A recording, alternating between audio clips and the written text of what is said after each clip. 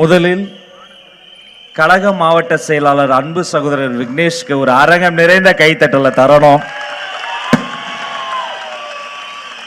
ஒரு நொடி எனக்கு தளபதியவே பார்க்கிற மாதிரி ஆயிருச்சு. Modulation, dialogue delivery.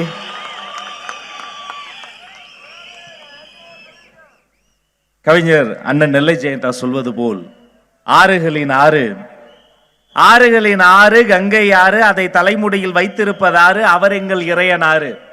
அவரின் மகன் யாரு, கொண்ட படையாறு, எடுத்த முகமாறு, அவர் எங்கள் முருகனாறு. அவரின் அடியாறு, அது யாரு, அவர்தான் அகத்தியாறு.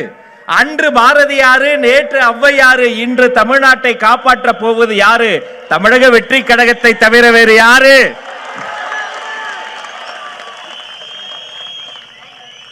பெரியோர்களே, தாய்மார்களே, நல்லவர்களே, வல்லவர்களே, தம்பிகளே, தக்கைகளே, அம்மாங்களே, அப்பாங்களே, தளபதி நெஞ்சில் குடியிருக்கக்கூடிய சொந்தங்களே, வணக்கம் வணக்கம் வணக்கம். நேற்றைய தினம் ஒரு உலக அதிசயம்.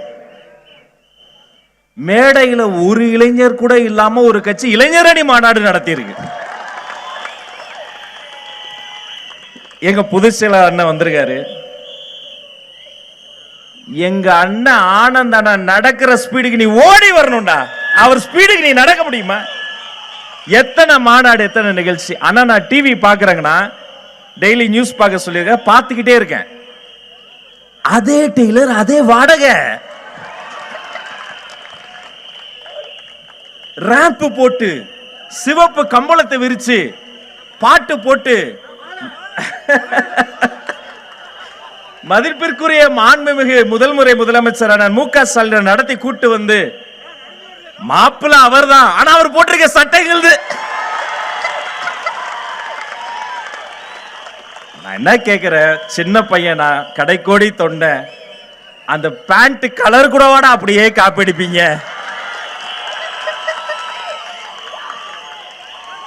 கீழ இருந்து துண்டு எடுத்து வீசி, அந்த துண்டு எடுத்தவர் போட்டு, கீழ இருந்து நம்ம தளபதிக்கு மலர் கொடுப்போம்ல, அப்படி ஒரு பையன் ஓடி போய் சொல்லிருக்கேன், ஏய் பூவை கொடு. அவன் கொடுத்துட்டான். அது அவருக்கு சொல்லல, வாங்கின பூவை என்ன பண்ண தெரியல, என்ன பண்றது அப்படி தூக்கி போட்டு போயிட்டாப்ல. எல்லாத்தையும் மன்னிச்சிருவேன், அந்த செல்ஃபி ஒண்ணு எடுத்தாங்களடா.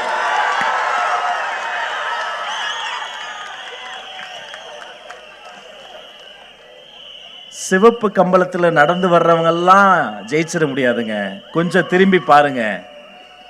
மக்கள் வெள்ளத்தில் ஆண்களும் பெண்களும் புடைசூழ திருவிழா போல அன்பு கடலில் ஆர்ப்பரித்து நின்றிருக்க, மேடையில் உடைத்த ஒன்றிய முதல் மாவட்ட முதல் மாநில அத்தனை பேரும் புடைசூழ்ந்து காத்திருக்க, அப்படியே மக்கள் மத்தியில் ஓங்கி ஒலிக்கிற சத்தத்தின் மத்தியில தமிழ்நாட்டின் தலையெழுத்தை மாற்றப் போகிறேன் தங்க தளபதி தலைவர் நடந்து வருகிற போது,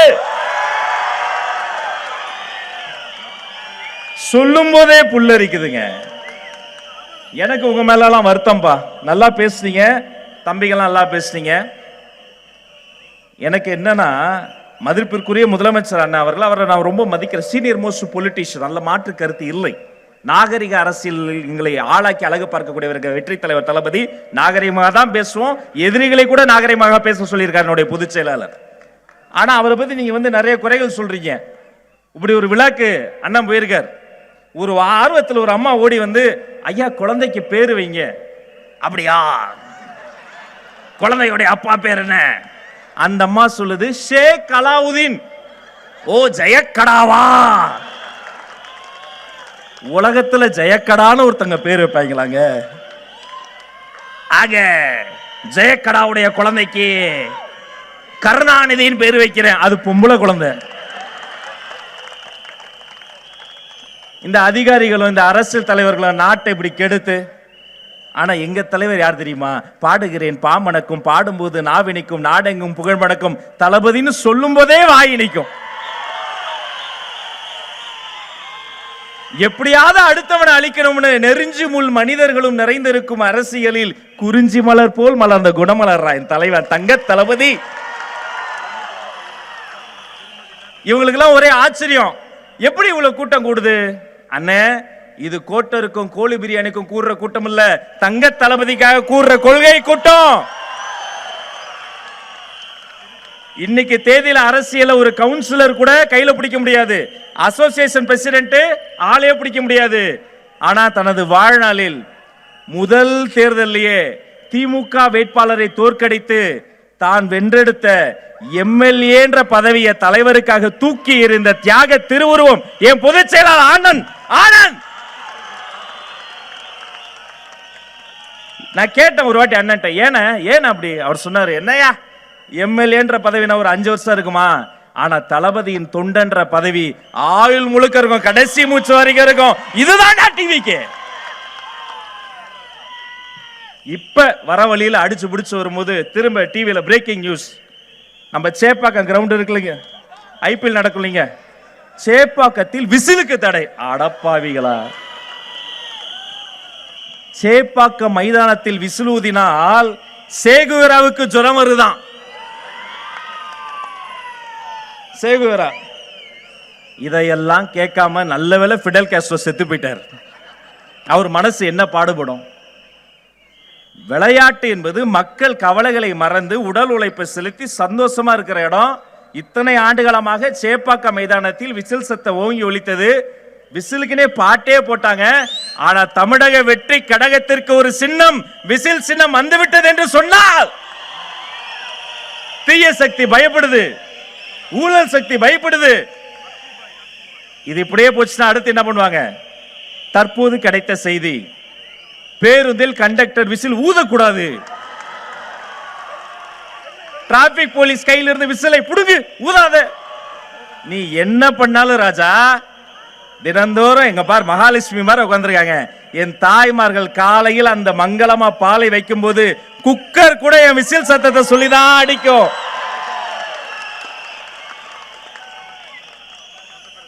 மண்ணுக்கு என்ன பிரச்சனை, மனிதர்களுக்கு என்ன பிரச்சனை, அதை பாப்பீங்களா? விசில் ஊதக்கூடாதா? இன்றைய தினம் தமிழ்நாடு முழுக்க டிஎன்பிஎஸ்சி பரீட்சை தேர்வு எழுதியிருக்காங்க எங்க பசங்க. விருகம்பாக்கத்தில் எழுத போன பையனுக்கு அந்த நம்பர் எழுதி வைக்கல. கேட்டா தம்பி இல்ல நீ போ, நீ நந்தனம்ல இருக்கக்கூடிய எக்ஸாம் சென்டருக்கு போ, துரத்தி விட்டுருக்காங்க. நந்தனத்துல போனா அங்க இல்ல, விருகம்பாக்கத்தில் துரத்தி இருக்காங்க. தமிழ்நாடு முழுக்க முதல் முறையா டிஎன்பிஎஸ்சி எக்ஸாம பாதிலே நிறுத்தி பசங்களை நடு ரோட்ல நிறுத்தி இருக்காங்க. இதுக்கு பதில் சொல்ல துப்பு இல்ல, விசில தடுக்கிறதுக்கு நீ வர்ற. எழுதி வைத்துக் கொள்ளுங்கள், உங்களுடைய ஆட்சி மட்டுமல்ல அரசியலே முடிய போகிறது. ஆனா நாங்க யாரு? இந்த மேடையை பாருங்க, எங்களுக்கு ஒரு சேரு, மாநில நிர்வாகிக்கு ஒரு சேரு, அவங்களுக்கு ஒரு சேரு, 10 பேர் உட்கார்ந்தா போதும், 4 பேர் உட்கார்ந்தா போதும், அவங்களுக்கு பிளாஸ்டிக் சேர் போடு, எல்லாருக்கும் ஒரே சேரை போட சொன்ன பொதுச் செயலாளருங்க உட்கார்ந்துருக்காருங்க. உழைத்தவர்கள் அத்தனை பேரை மேடையேற்றக்கூடிய கட்சி தமிழக வெற்றி கழகம், மறந்துடாதீங்க. 30 ஆண்டுகளின் உழைப்பு. ஒரு சாதாரண ஒரு துணை இயக்குனருக்கு ஒரு கவர்மெண்ட் ஆஸ்பத்திரியில் பிறந்தவர் என் தலைவர். ஜி தமிழ் தொலைக்காட்சியில் சரிகமாப்பான குழந்தைகள் பாட்டு பாடக்கூடிய நிகழ்ச்சிக்கு போகக்கூடிய வாய்ப்பு என்னுடைய தலைவர் தந்தாரு. போய் பார்த்தப்ப அந்த குழந்தைகளினுடைய அன்பு பார்த்தப்ப எனக்கு ஆனந்த கண்ணீர் வந்தது. அப்ப தலைவரினுடைய வரலாற்றை ஒரே நிமிடத்துல கவிதையா சொல்லும்போது நான் சொன்ன, யார் அவரு? சாதாரண வீட்டில் பிறந்தவர். ஏன் இந்த உலகத்தையே சுஸ்தப்படுத்த பிறந்த அந்த தேவகுமாரன் கூட கோபுரத்தில் பிறக்கவில்லை, ஒரு குடிசையில் தானே பிறந்தான் அந்த இயேசுபிரான். அப்படி பிறந்த ஒரு மண்ணின் மைந்தர் என் தலைவர். அவர் பிறந்த கவர்மெண்ட் ஆஸ்பத்திரி இருக்கு பாருங்க, இப்போ இத்தனை வருஷம் ஆயிருச்சு, இப்பவும் அவர் பிறந்த நாள் அன்னைக்கு கோயிலுக்கு போறதில்ல அல்லது வேற ஏதோ பார்ட்டிக்கு போறதில்ல. கழக மாவட்ட அத்தனை பேரும் ஒரு கவர்மெண்ட் ஆஸ்பத்திரிக்கு போய் அன்னைக்கு பிறக்கிற குழந்தைகளுக்கு தங்க மோதிரம் போடுற கட்சிடா தமிழக வெற்றி கழகம். பிறந்த குழந்தைக்கு தங்க மோதிரம், வளரும் குழந்தைக்கு ரொட்டிப்பால் முட்டை திட்டம், படிக்கும் குழந்தைக்கு விஜய் படிப்பகம், கல்வியில் வெற்றி பெற தளபதி கல்வி விருதுகள், வேலை தேடும் உள்ளங்களுக்காக விஜய் விலையில்லா விருந்தகம். ஒரு சர்க்கார் செய்து கொண்டிருக்கிறார் இந்த சர்க்கார். அவர்தான் எங்களுடைய தங்க தளபதி. இங்க இல்ல அண்ணன், மதிப்புக்குரிய அண்ணன் செங்கோட்டையன் அண்ணன், அவர் வந்தப்பெல்லாம் ஒரே தலைப்பு செய்தி, செங்கோட்டையனே வந்து விட்டார். தம்பி, இன்று செங்கோட்டை வந்தது, நாளை செஞ்சாஜு கோட்டையே வரப்போகிறது தம்பி. நாம ஒன்னே ஒண்ணு, என்ன வேணும் நமக்கு? நமக்கு 2026ல நம்ம தங்க தலைவர் வெற்றி தலைவர் தளபதி அவர் ஆட்சி கட்டிலில் அமர வைக்கணும். அப்பதான் அந்த நாடு உருப்படும். அவர் ஜெயிக்கணும்னா நமக்கு வாக்குமை வேணும். அந்த வாக்குமை நம்முடைய வாக்காளருக்கு வரணும்னா நமக்குள்ள ஒண்ணு என்ன தெரியுமா? அது ஒற்றுமை, ஒற்றுமை, ஒற்றுமையா இருக்கணும். அன்பிற்கிடையே கழக மாவட்ட அத்தனை பேரும் பாருங்க எவ்வளவு ஒற்றுமையா இருக்கு. நாமளும் அப்படி இருக்கணும். இந்த ஒற்றுமை நமக்கு வரும். ஏன்னா நம்முடைய தலைவர்கிட்ட ஒரு மை இருக்கு. அது நேர்மை, அது தூய்மை, அது வாய்மை. நான் பேசினதுக்கே ஊடகங்கள் வேற லைவ் போட்டுக்கிட்டு இருக்காங்க. அதை தவிர மறைந்து இருந்து பார்க்கும் மர்மம் என்னன்னு உளவுத்துறை வேற தனியா ரெக்கார்ட் பண்ணிக்கிட்டு இருக்கு. பாம்பு மாதிரி படம் எடுத்துக்கிட்டு இருக்காங்க. ஆனா எதிரிகளே இன்னைக்கு டிவில லைவ்ல பார்க்க போற தீய சக்திக்கு பிடித்த ஒரு பேச்சாளர் இருக்கார். தேர்தல் மேலாண்மை பொதுச் செயலாளர் அன்பு சகோதரர் ஆதவ் அர்ஜுனா அவர்கள். அரசியலை பேசு, அடித்தட்டு மக்களுக்கான பிரச்சனைகளை பேசு என்று சொன்னால் திரும்ப திரும்ப தமிழக வெற்றி கழகத்தை எள்ளி நகையாடி சிறுமைப்படுத்தி இவர்கள் மேலே ஏறி வந்துவிடக் கூடாது என்று நீ 1000 தடைகள் போட்டாலும் நீ போட்ட தடை கற்களை எல்லாம் படிக்கற்களாக மாற்றி இந்த படை வெல்லும் படை, 2026 கோட்டைக்கு செல்லும் படை. நினைவில் வைத்துக் கொள்ளுங்கள் நண்பர்களே, காலம் குறைவாக இருக்கிறது. இந்த குறுகிய காலத்துல வெற்றி தலைவர் தங்க தளபதி அவர்கள் கை காட்டக்கூடிய அந்த வேட்பாளர்களை இதே மண்ணுல, இந்த கொங்கு மண் இருக்கு பாருங்க, குட்டி குழந்தை கூட ஏனுங்க வாங்க போங்க மரியாதையாக பேசக்கூடிய மண்ணுங்க இந்த கொங்கு மண்ணு. வர்றபடியெல்லாம் நெஞ்சம் நிறைந்தது. அவ்வளவு களைப்பு. பேசணும்னு ஆசைப்பட்டு புதுச்சேரிட்ட நானே என் தம்பி லயலாமணி கேட்டோம். ஒரு நாள் திருநெல்வேலியில பேச அனுப்புறாரு, ஒரு நாள் திருச்சிக்கு அனுப்புறாரு, ஒரு நாள் மதுரைக்கு அனுப்புறாரு, மதியான கிளம்பி கோயம்புத்தூருக்கு வந்துட்டாரு. ரசிச்சு ஓடுறோம். ஆனா இந்த களைப்பெல்லாம் மறந்துடும். எப்ப தெரியுமா? அப்படியே வந்துகிட்டே இருக்கும்போது அப்படி உள்ள நெருங்கும் போது 1 கிலோமீட்டருக்கு அந்தாண்டே அப்படியே அந்த வானத்துல பட்டொலி வீசி தமிழக வெற்றி கழகத்தின் கொடி அப்படி பறக்கும் போது வா வா வா வான்னு கூப்பிடும் போது